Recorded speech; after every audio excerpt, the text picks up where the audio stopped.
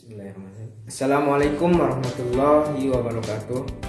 Perkenalkan, nama saya Nanda Randika Putra dengan NIM 1930101103. Saya berasal dari kelas PAIJ semester 3.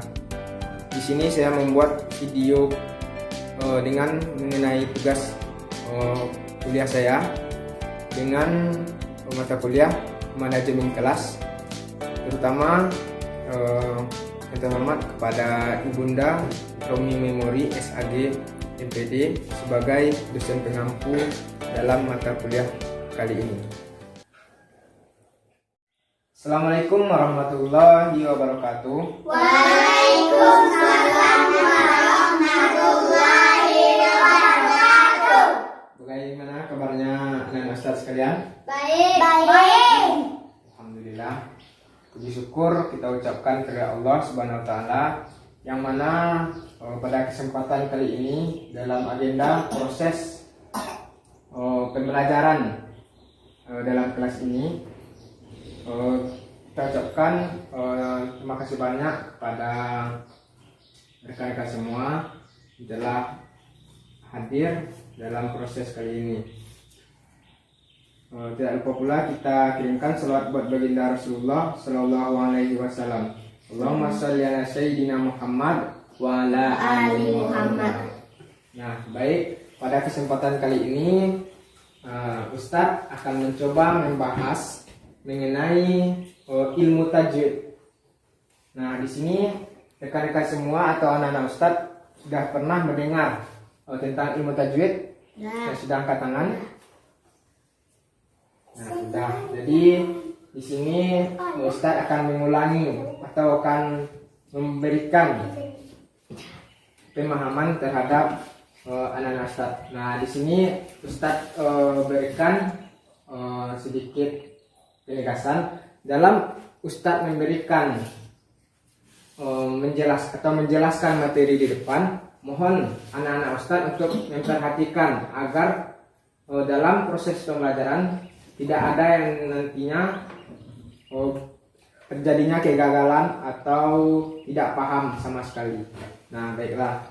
Pertama, kita akan mengetahui apa itu tajwid.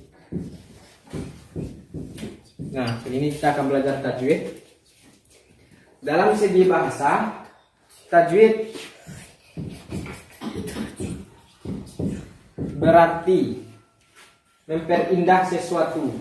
Nah, jadi tajwid itu memperindah sesuatu. Nah, jadi tajwid berasal dari bahasa Arab, yaitu jawwada, yujau, widu,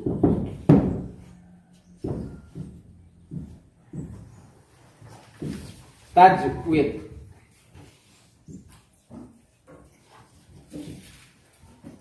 Nah, jadi dalam segi bahasa, tajwid artinya apa tadi? Memperindah sesuatu. Memperindah Sesuatu.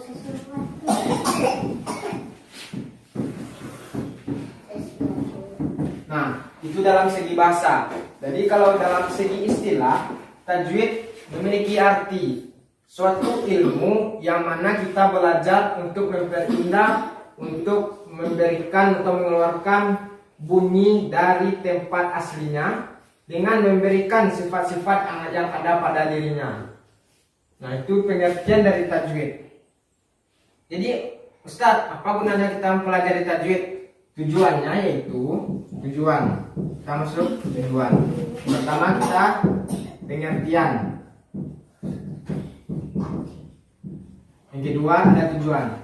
Tujuannya adalah agar anak-anak Ustadz bisa membaca Al-Quran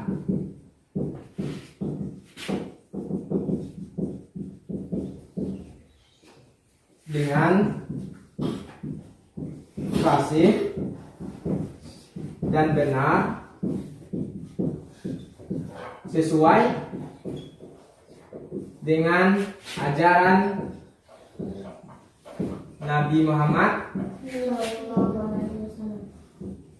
Sallallahu Alaihi Wasallam. Nah, jadi apa tujuannya? Agar kita bisa membaca Al-Quran dengan fasih dan benar sesuai dengan ajaran yang telah diajarkan oleh Nabi Muhammad Sallallahu Alaihi Wasallam. Nah, itu tujuannya. Jadi dalam ilmu tajwid ada beberapa macam yang kita akan pelajari. Nah, macam-macam ilmu tajwid.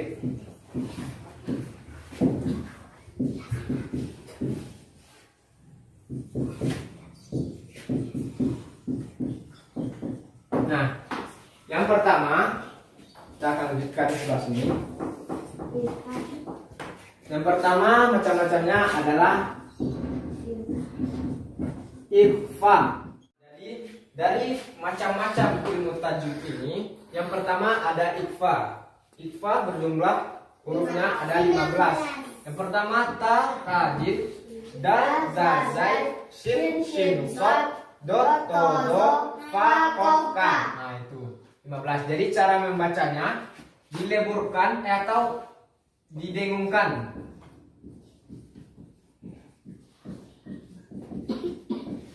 Nah, jadi bagaimana contohnya Ustaz? Jadi terdapat dalam Al-Quran, misalnya apabila nun mati atau tanwin bertemu dengan salah satu huruf ikhfa, maka hukum bacaannya itu didengungkan.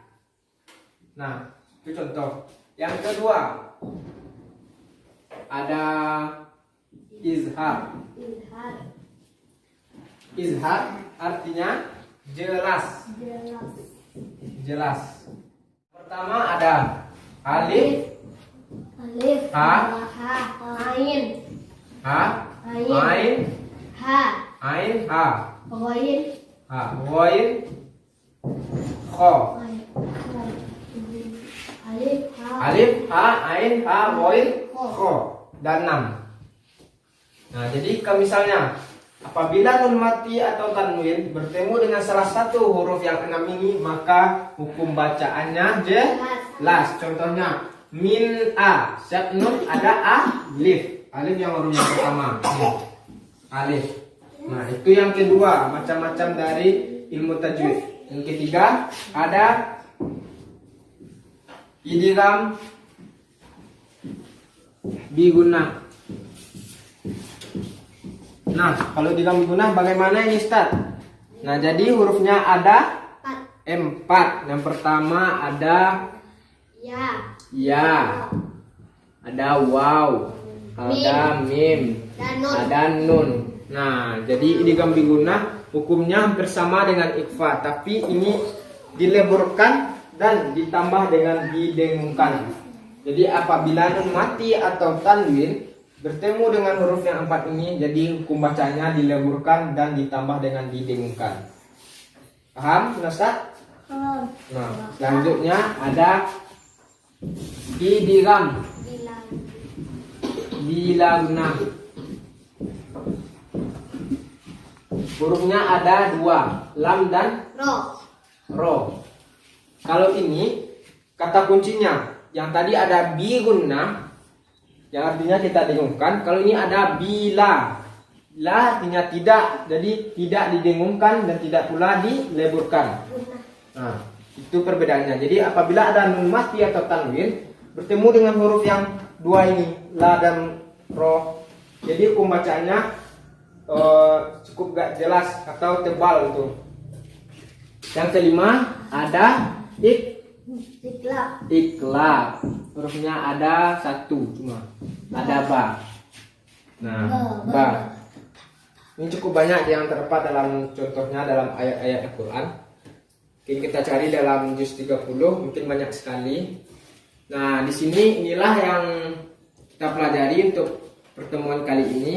Ada yang pertama ada pengertiannya, yaitu ilmu yang mempelajari bagaimana cara kita untuk membaca Al-Quran dengan benar. Yang kedua ada tujuannya agar kita bisa membaca Al-Quran dengan benar dan fasih sesuai dengan ajaran Nabi Muhammad SAW.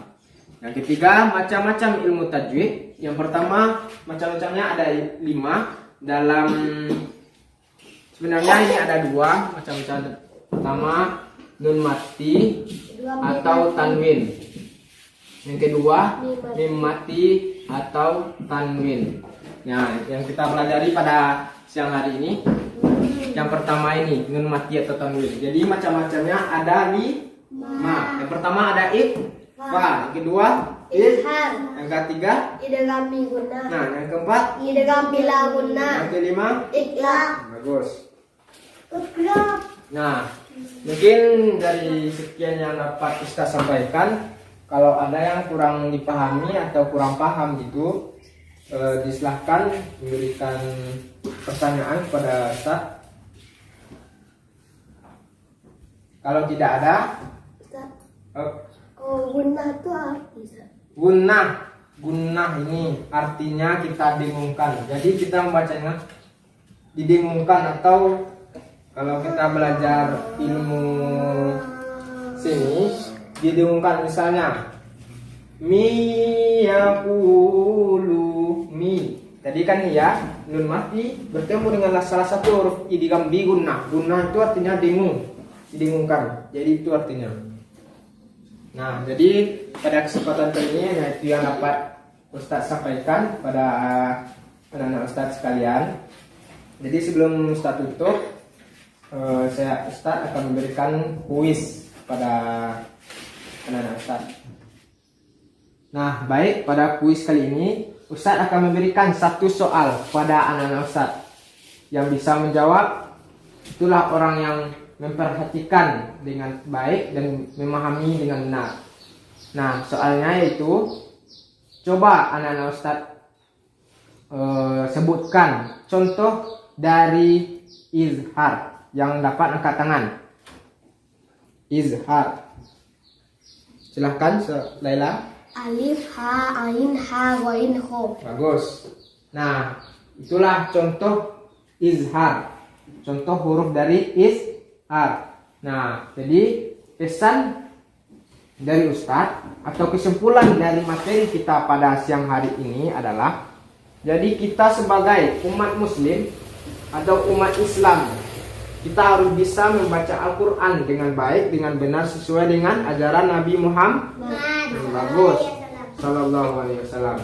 Jadi kita tidak ada lagi yang membaca Al-Quran yang tele-tele itu, atau yang masih tidak tahu panjang pendek atau dengung yang mana gunnah atau tidak gunnah. Itu kesimpulan dari Ustaz. Nah, dari sekian materi yang Ustaz sampaikan, kita tutup dengan Assalamualaikum warahmatullahi wabarakatuh. Waalaikumsalam warahmatullahi